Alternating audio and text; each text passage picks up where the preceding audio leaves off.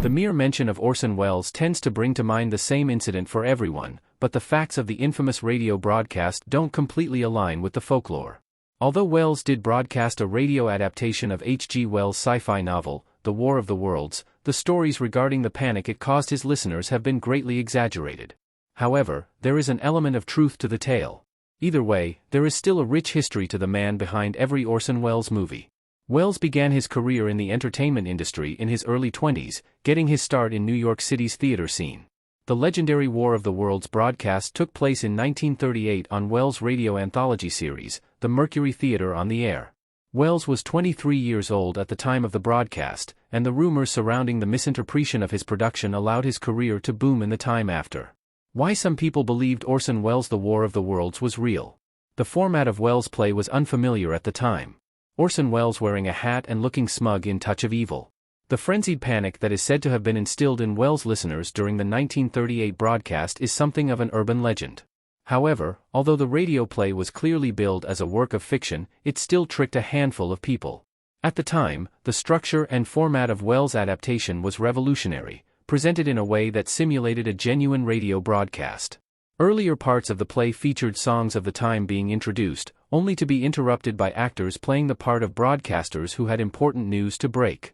The interruptions started off fairly benign, but became much more frequent and dramatic as the production progressed. Various scientists were called upon to share their expertise on the Martian threat that was being reported. The realism of the acting was ahead of its time, with moments of confusion and mistakes that wouldn't happen in a polished work of fiction. By the end of the play, the premise of a traditional radio broadcast is abandoned, with the play exclusively reporting on the conflict between the aliens and Earth soldiers. The innovative structure of Welles' version of The War of the Worlds wasn't commonplace at the time of broadcast, so it's understandable that a select few were tricked. However, the small pockets of those who bought into the narrative a little too much were made out to be much more widespread. Some may have been accidentally deceived by Welles' radio drama, but not as many as is generally believed. Backlash to Orson Welles' The War of the Worlds explained. The radio industry changed on the whole after The Wars of the Worlds aired. Orson Welles in Touch of Evil looking annoyed. Via Slate, radio in 1938 was at odds with the newspaper industry.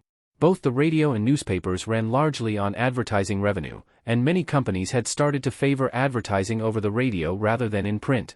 As a result, the written press sensationalized the drama around the deception until it became common knowledge. This way, confidence in radio as a news source could be shaken, bringing about a resurgence of the newspaper. In the wake of the broadcast, there weren't terrified riots in the streets as many have heard.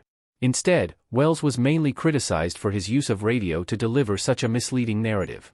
Radio was relatively new in 1938, and while it was used for entertainment, it was also seen as a trustworthy news source. The science fiction production hurt the medium's reputation for a time, and it's difficult to believe that Welles didn't expect to mislead at least a few people with his play, despite the disclaimer at the end. H.G. Wells, the original author of the novel on which Orson Welles based his production, also voiced his displeasure due to his work being used in such a way. The immediate reaction to Welles' play was arguably more severe than what lay after. The War of the Worlds was broadcast live on CBS, and according to Welles, via the BBC, there were police officers in the studio before the play was even complete. It was only then that he learned of the impact of his broadcast. There was outrage in the days that followed that called for radio censorship. While no such act was passed at the time, all radio stations agreed to be more cautious going forward. What Orson Welles has said about his War of the Worlds broadcast. Welles had some choice words to say about the deceived members of his audience. Orson Welles wearing a hat in one of his acting roles. The War of the Worlds first aired on October 30, 1938, just a day before Halloween. As such, the broadcast signed off with Orson Welles introducing himself and telling everyone he was now out of character. He then delivered a number of good-natured jokes and reassuring statements, most of which were in reference to what his audience had just heard taking place so soon before Halloween. In the interviews that followed the controversy, Orson Welles insisted that he never expected his audience to take the broadcast as fact, or to cause any alarm. Via PBS, Welles' retort to an accusatory journalist questioning him about the event consisted of, "I can't imagine an invasion from Mars would find ready acceptance." It's unclear whether Welles was being truthful about the expected impact of his radio drama. Even if Welles had expected his work to be taken in the wrong way, he would have had no way to predict just how widespread the impact would have been. What happened after the War of the Worlds broadcast? Orson Welles enjoyed a career boost due to the broadcast. Despite all the negative attention that Orson Welles received as a result of the controversy, the War of the Worlds being picked up by the press actually did wonders for the broadcaster's career. Although he already had a background in directing, his productions had consisted of stage plays and radio dramas before his swell in popularity. In the years that followed, Welles took his directorial skills into the movie industry. 1941 Citizen Kane marked his cinematic debut, and many are of the opinion that Citizen Kane is the greatest movie ever made. However, he didn't just serve as the film's director. Welles also co-wrote Citizen Kane, and produced and starred in the leading role. Alongside his budding movie career, much of which took him to Europe, Welles continued to excel in radio. The broadcaster adapted and wrote many more radio dramas over his career.